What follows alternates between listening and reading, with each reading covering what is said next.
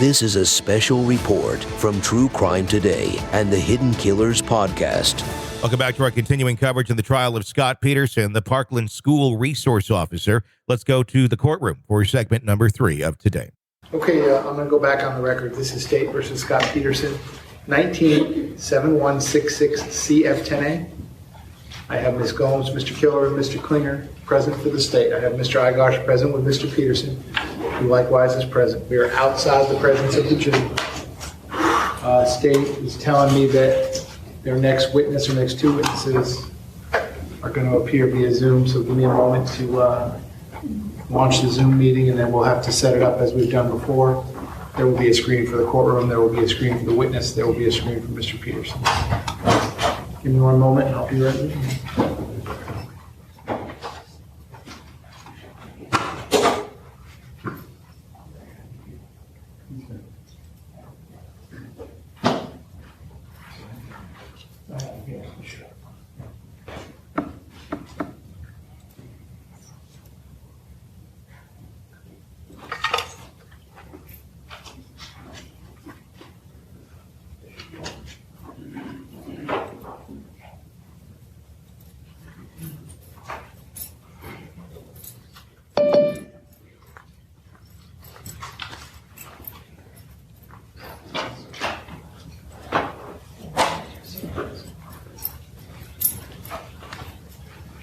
State, who is the witness?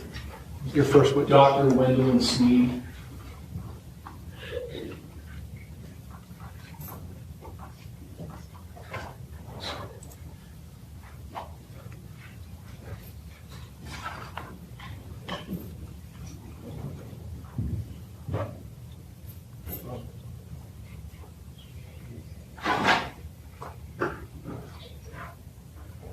What's your Dan, you got my Zoom meeting.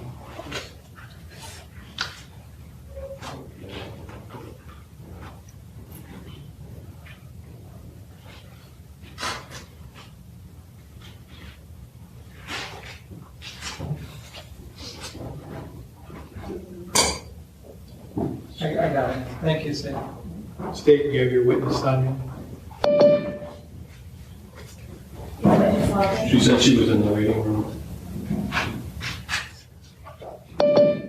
Is it the Ayana? Wendell Sneed is the witness's name. So not I have an Ayana, I have a Peter, and I have a Joel.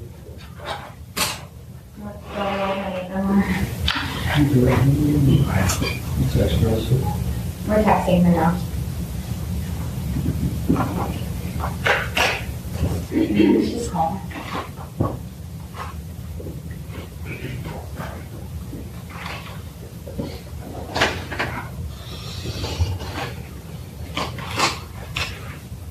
There you go.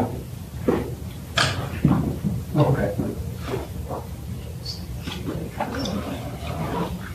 Oh, okay, so you're Liana or whatever. Okay. Okay. Okay. Got it. Thank you.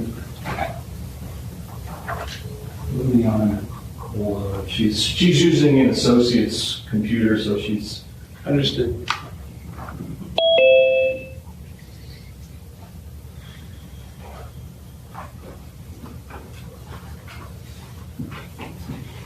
And Your Honor, I'm going to sign in too, just to share an exhibit.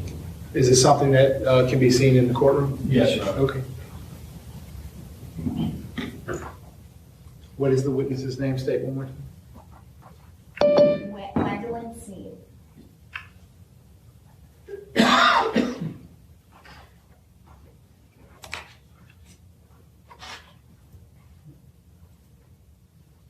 Okay, my apologies. I don't know why my associate's computer is... Ms. Sneed, is that you? I'm sorry, this is me. Can you see me? Yep. Ms. Sneed, I'm doing this outside of the presence of the jury, then I'm going to do it again in front of the jury, okay? Please raise your right hand for me, please. You swear to tell the truth, whole truth, nothing but the truth? Yes. You can put your hand down. Can you please state your full name and spell your full name? Yes, it's Dr. Gwendolyn Sneed, and it's spelled Wenbolyn, last name Sneed. Ms. Sneed, Dr. Sneed, excuse me, can you see, let me do it this way first. Mr. Peterson, can you see and hear Dr. Sneed? Okay. Dr. Sneed, can you see and hear Mr. Peterson who's wearing the dark jacket and the red tie? No, I can see someone with the name Mark Eglarsh. Right. Do you see the person in that picture? Yes, yes, Did you hear him when he responded back to me? Did you hear him okay? yes. Okay, very good. State, anything else before we get going? Defense, anything else before we get going? Yeah. Okay, please bring the jury back in.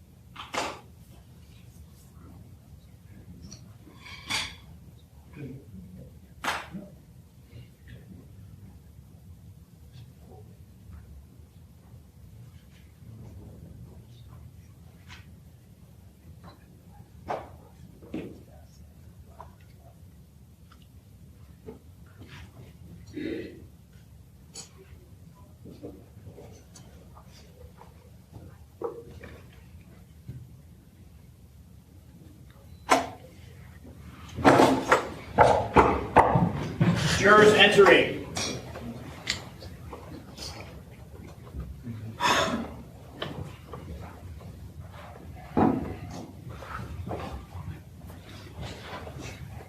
Ladies and gentlemen, welcome back. Come on in. Ladies and gentlemen, welcome back. Come on in. When you're back at those seats, you may be seated. All the parties may be seated.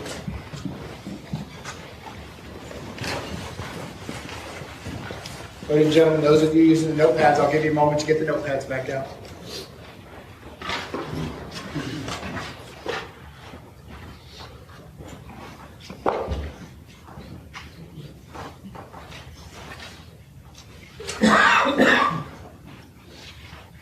All right, ladies and gentlemen, welcome back. I hope you had a nice lunch break. When we took the lunch break, we were in the middle of the state's presentation.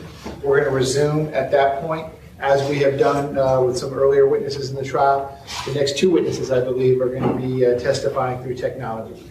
So with that being said, state, when you are ready, you may call your next witness. The state will call Dr. Sneed. Dr. Sneed, if I could get you to raise your right hand, please. Do you swear to tell the truth, whole truth, nothing but the truth? Yes. Okay, you can put your hand down. Can you please state your full name and spell your full name? Gwendolyn Sneed, Wendolyn, last name Sneed. Mr. Klinger, you may inquire. Thank you, sir. Good afternoon. Good afternoon, doctor. Can you hear me? Good afternoon. Can you hear me okay? I can. Okay, good.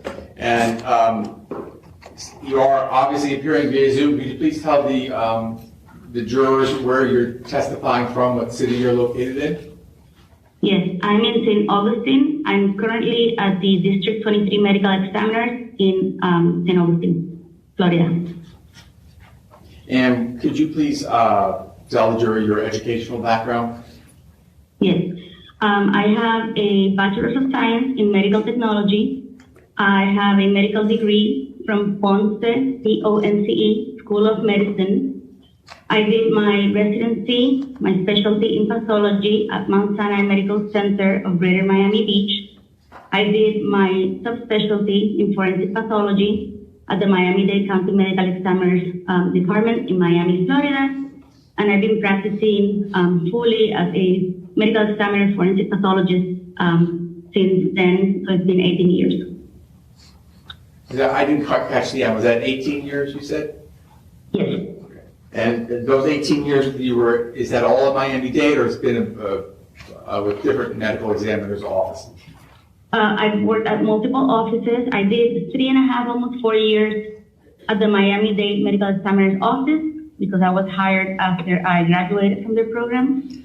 Then I worked in the District 21 Medical Examiner, which comprises Lee, Henry, and Glades County here in Florida.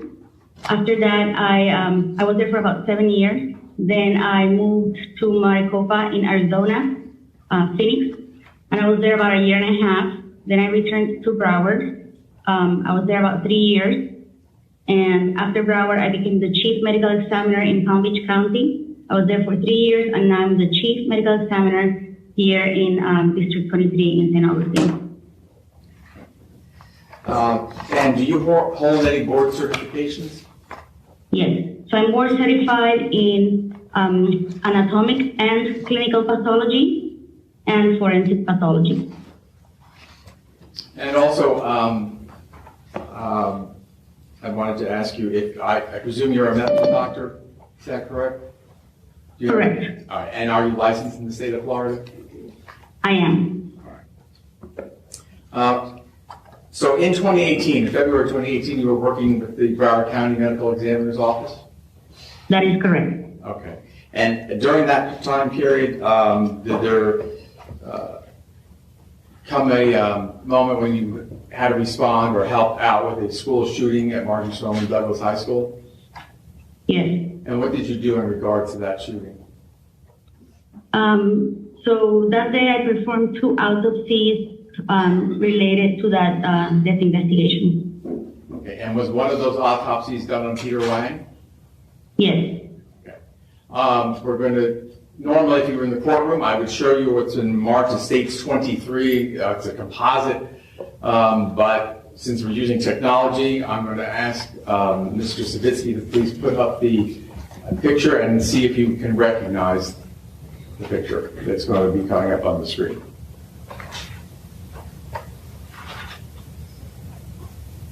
Stated if I enabled you to do so. Thank you, Judge.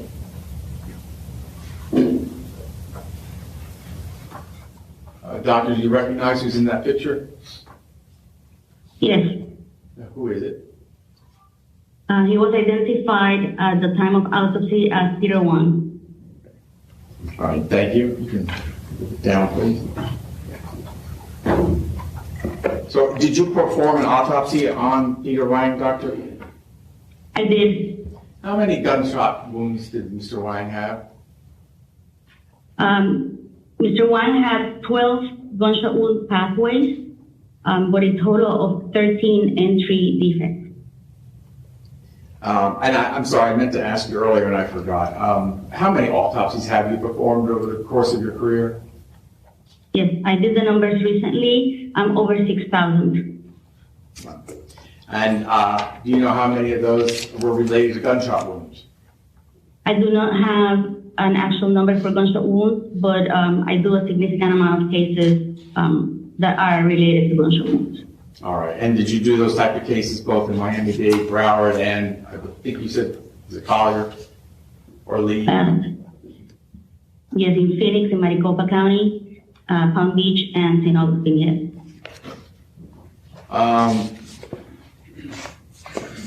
In performing the autopsy on Mr. Wang,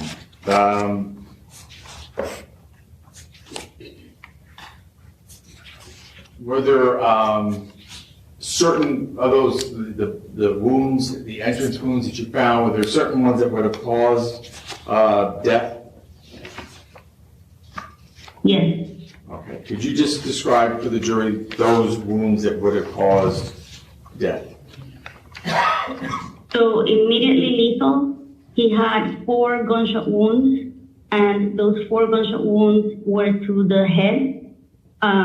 They were on the right side, and I'm going to point at myself. It will be on the right side of his head, from the parietal and temporal region, and then his cheeks and his jawbone. There was a break in the sound management recorder. Were you okay with? Okay. Just wanted to double check.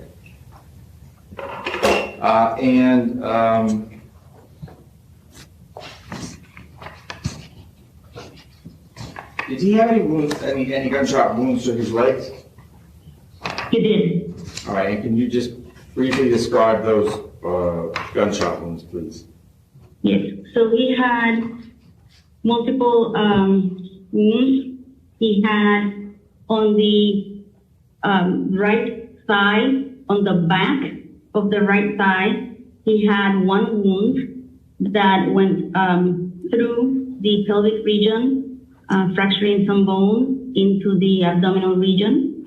Then he also had another gunshot wound on the right side from the lateral side, meaning outside from the body, from the lateral side to the medial side and going upwards. And he also had a gunshot wound on his right foot that went basically through his heel into the anterior aspect of the foot and out. And were you able to tell from the autopsy whether or not those 3 wounds that you just talked about, would they have caused Mr. Peter Wang not to be able to walk? Right. So the wound that was on his right buttock region, posterior side, that went to the buttock into the hip, that fractured a portion of the pelvic bone. That it would have been very difficult to walk with that fractured pelvic bone. The wound on the heel, that went through the heel, through the foot, also fractured bone. So it would have been difficult to walk with that as well. And also, while performing the autopsy, either before, during, or after, were you able to determine Mr. Wang's age, his weight, his height? So the age is reported when the decedents are identified. And so he was reported to be 15 years old at the time of his death, and he was consistent with a 15-year-old. His height, we measured him at the office, and we measured him at 61 inches, which is 5 foot 1 inch. All right. And did you say his weight? I might have missed it. Oh, I'm sorry. His weight was 128 pounds as measured in the office. And doctor, could you please tell the jury what the cause of death was? Yes, multiple gunshot wounds. And what was the manner of death? Homicide. Judge, I have no further questions. Thank you very much, doctor. Okay, cross-examination. No questions? State, is the witness excused? Yes, sir.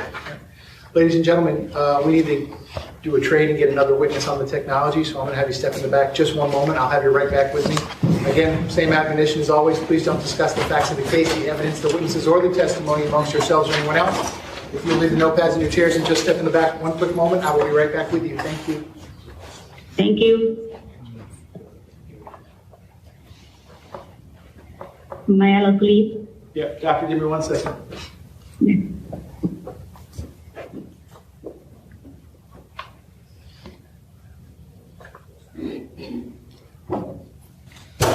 Okay, we're outside the presence of the jury. Doctor, you are excused. Thank you very much. Thank you. Have a good day. State the name of the next witness. Is Dr. Rebecca McDougall.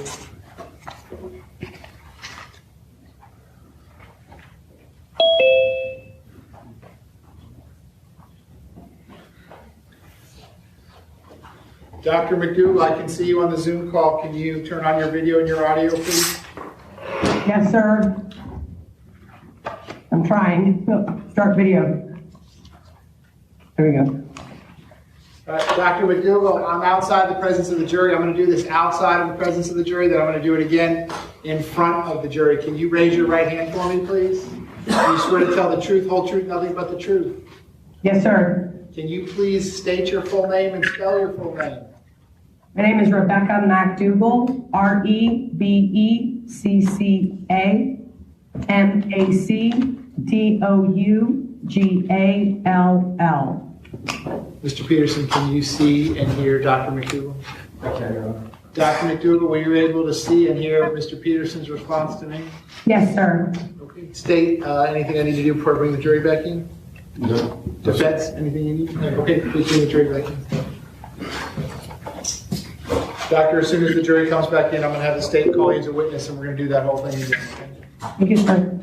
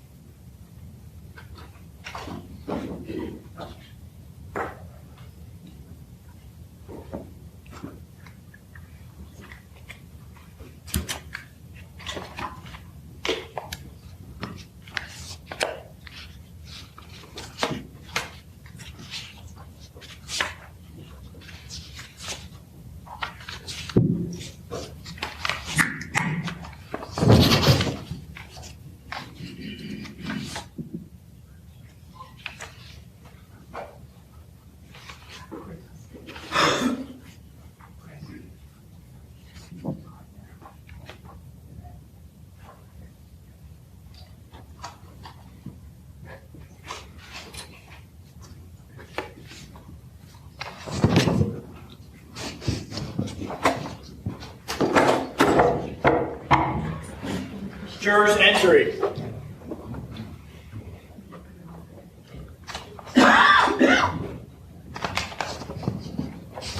Welcome back, ladies and gentlemen. Come on in.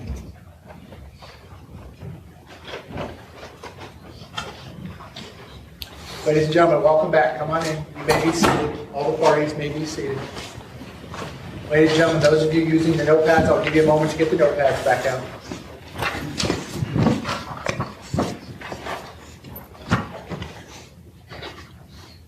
Okay, ladies and gentlemen, when we took the quick break to change witnesses using the technology, we were in the middle of the state's presentation.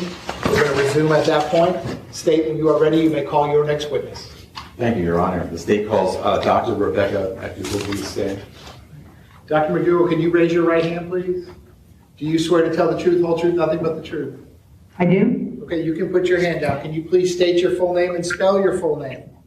My name is Rebecca MacDougall, REBECCA-MACDOUGALL. Mr. Klinger, you may inquire. Thank you, Judge. Good afternoon, Doctor. How are you? I'm fine. How are you? Good. Doctor, could you please tell the jurors what your occupation is? I am the Chief Medical Examiner at the Broward County Medical Examiner's Office. And how long have you been the Chief Medical Examiner for Broward County? Interim from the middle of June of 2021 and was formally named Chief in mid-July of 2021. And can you just please only ask you, how long have you worked with the Broward County Medical Examiner's Office? I started on July 1st of 2010. I've been in Broward County all but 18 months. In 2015, I went up to Palm Beach County and then came back 18 months later. Okay. Have you worked at any other medical examiner's offices? I have done locums in Volusia and Pinellas County. Can you also please give a general description of your educational background for the jurors? Sure. I did my undergraduate studies at the University of Texas. I went to medical school at the University of Texas Health Science Center in Houston, Texas. I did a 4-year anatomic and clinical pathology residency at Texas Tech University in Lubbock, Texas, and a 1-year forensic fellowship at the Broward County Medical Examiner's Office. And do you have any board certifications? I do. I'm boarded in anatomic pathology and forensic pathology. And could you tell us approximately how many autopsies you have performed over the course of the years? About 3,000 autopsies. And do you have an approximate number of how many of those autopsies were related to gunshot wounds? At least 700. Doctor, I want to turn your attention back to February 14th of 2018. Were you working that day? I was. Okay. And were you called on to perform any autopsies from a mass shooting that happened at Marjorie Stoneman Douglas High School in Parkland, Florida? I was. How many autopsies did you perform? I did 3 autopsies that day. All right. And was one of those autopsies done on Scott Beagle? Yes, sir. Okay. Were you able to determine either before or during, after the autopsy, Mr. Beagle's age, his weight, and his height? He was 35 years old. He weighed 160 pounds, and he was 68 inches tall. And were you able to tell from your autopsy how many bullet wounds Mr. Scott Beagle had? So he had a total of 4 gunshot wounds. And can you just give the jurors a brief description of those wounds, please? I can. On the left side of Mr. Beagle's back were 3 entrance gunshot wounds that matched up with a single exit wound on the right side of the chest in the front. Multiple fragments were collected, and there was 1 exit wound. The paths of these wounds injured the upper and lower lobes of the left lung, the pericardial sac, the heart, the pulmonary arteries, the aorta, and the pulmonary trunk, which are all of the great vessels that come off the heart, upper, middle, and lower lobes of the right lung, and it fractured some ribs. There was another gunshot wound. The 4th gunshot wound was in the left upper extremity, and it injured skin, soft tissue, and muscle. And when you say the left upper extremity, are you referring to a particular? The left arm. Okay. The gunshot wounds you just described, certainly the first ones you were describing, sounded very severe in the sense that they hit his arteries and near his heart. Would those wounds have caused death or immediate death to Mr. Beagle? They would have caused death, yes, sir. Also, was there a report number assigned by the Broward County Medical Examiner's Office for that autopsy? Yes, sir. It's 18-0533. Thank you. And can you tell us what the cause of death was? Cause of death was multiple gunshot wounds. And can you tell us what the manner of death was? Homicide. And, since we're using technology, normally I would show you in the courtroom a photograph, but we're going to put it up on the screen. It's taken from States 23, which in evidence is States 23. And I would like if you could take a look at it and see if you can identify the person in the photograph.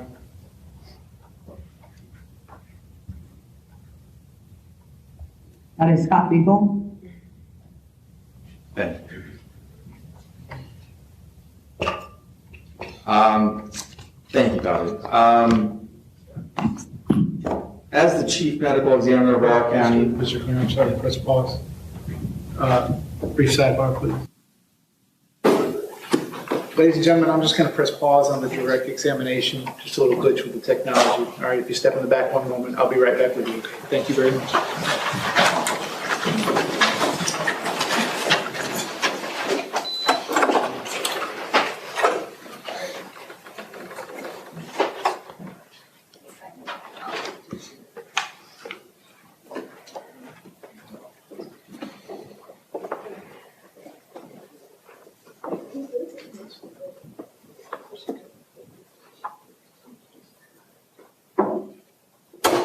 Okay, we're outside the presence of the jury. Everyone can be seated. Doctor, if you'll just bear with us a moment. I got to get Mr. Peterson back on the Zoom call. Okay, Dr. McDougall, can you see Mr. Peterson? Yes, sir. And Mr. Peterson, can you see and hear Dr. McDougall? Yes, sir. All right, so for the record, we're using the state attorney's computer at this point, is that correct? Yes, sir. Okay, very good. Okay, both can see and hear each other. Please bring the jury. Judge, before the jury comes in, can I just bring something to the court's attention? And there's only one more to go, and that was the autopsy of Kara Laughlin. That autopsy was performed by Dr. Malik. We were not able to get, Dr. Malik has moved north. He's out of the country on a vacation. And I asked Dr. McDougall to review all of his reports and his drawings and pictures of the full autopsy file. And I asked her if she would be able to give the jurors analysis of what happened during that autopsy. Okay. Mr. Igosh, do you have any objection to that? No. Okay, so without objection from the defense, I think the case law allows for that in these type of situations, but there's no objection from the defense. State otherwise ready to proceed? Yes, sir. Defense otherwise ready to proceed? Yes, sir. Okay, please bring the jury back in.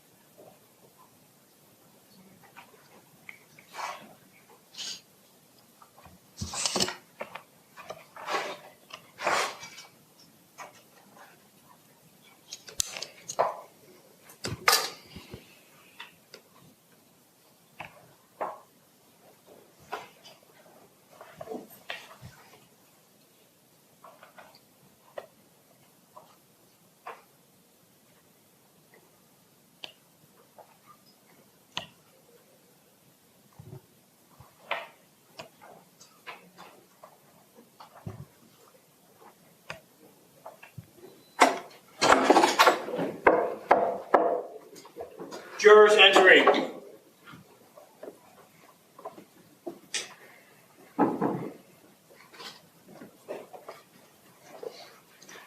Ladies and gentlemen, welcome back. Come on in.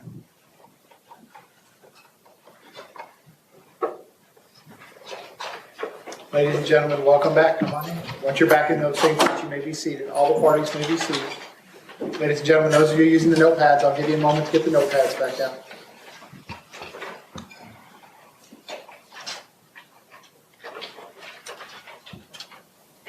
Okay, ladies and gentlemen, when we took the quick break, we were in the middle of the direct examination of the witness.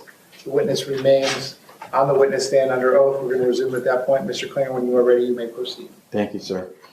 Doctor, I was about to inquire from you whether or not you had an opportunity to review another autopsy report. I have. Okay. And could you tell us what was the number that was assigned to that autopsy report? 18-0535. And that would be the autopsy that was performed on Kara Loughran, Loughran. Yes, sir. Can you tell us which medical examiner performed the actual autopsy? Dr. Craig Malik. And as you already stated to the jury, all of your educational background, your board certifications, and the fact that you are now the chief medical examiner for Broward County, were you able to, using all of your background and education, were you able to review Dr. Malik's reports and be able to give us or tell us about his findings? Yes, sir. Okay. Were you able to determine Kara's age, weight, and height? Kara was 14 years old. She was 132 pounds, and she was 60 inches tall. And the reason for Kara's autopsy was that because she was also a shooting victim at Douglas? That's correct. Okay, on February 14th, 2018, correct? Autopsy was performed on February 15th. The shooting occurred on the 14th. Yes, sir. Okay. No, you're right. Thank you. How many gunshot wounds did Kara suffer from? There are 3 gunshot wounds. All right. And just like you did last time for us with Scott Beale, could you please do the same for Kara? I can. There are 2 entrance gunshot wounds on the top of the left shoulder. These injure skin, soft tissue, and the superior vena cava, which is a vein that brings blood back to the heart from the upper portion of the body. Gunshot wound D is to the left axilla. So that is right underneath your armpit. This gunshot wound injures skin, soft tissue, ribs on the left side of the chest, 3 through 6, the heart, and the pericardial sac.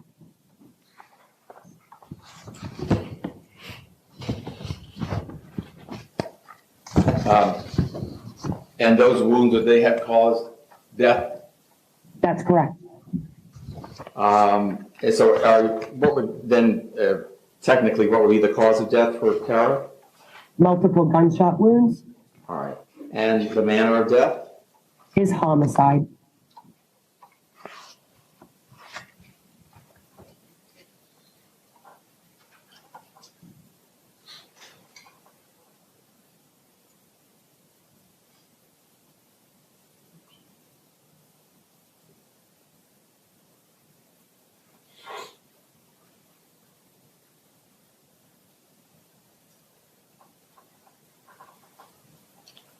Doctor, let me ask you for Kara, and after looking over the reports and at the wounds, can you make any determination of whether or not she would have died immediately or quickly, or maybe it would have taken a while? I'm going to object. It's prejudicial, calls for sympathy for the jurors, irrelevant.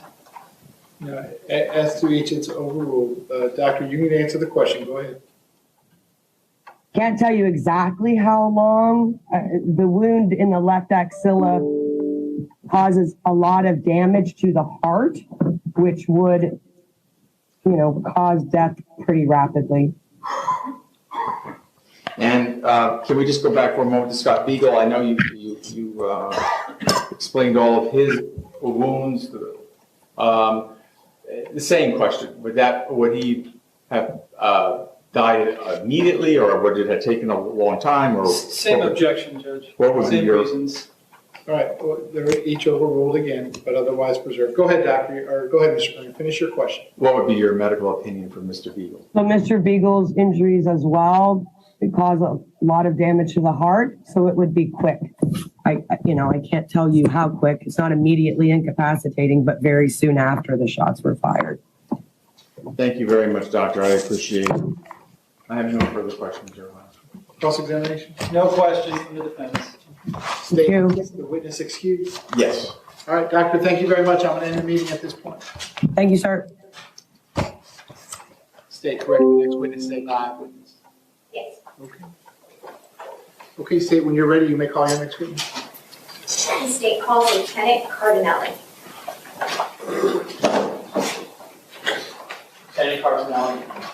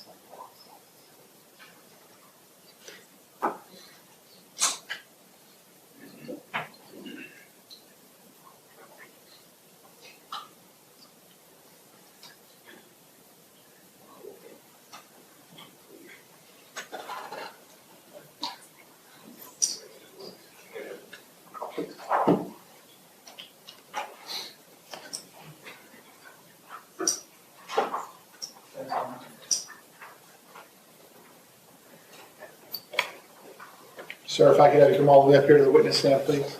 Once you reach it, before you have a seat, you can just stop and look at me, please. Raise your right hand. Swear to tell the truth, whole truth, nothing but the truth.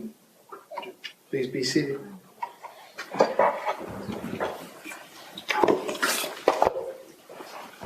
And sir, once you are seated, if I can get you to scoot that chair all the way forward as far as it will go, can you please state your full name and spell your full name? Craig Richard Cardinelli. Craig, C-R-A-I-G, Richard, R-I-C-H-A-R-D, Cardinale, C-A-R-D-I-N-A-L-E. That wraps up segment number 3 in our coverage in the trial of Scot Peterson. There is more to come. I'm Tony Brueski. Press subscribe so you don't miss any of our coverage. This has been a special report from True Crime Today and the Hidden Killers podcast.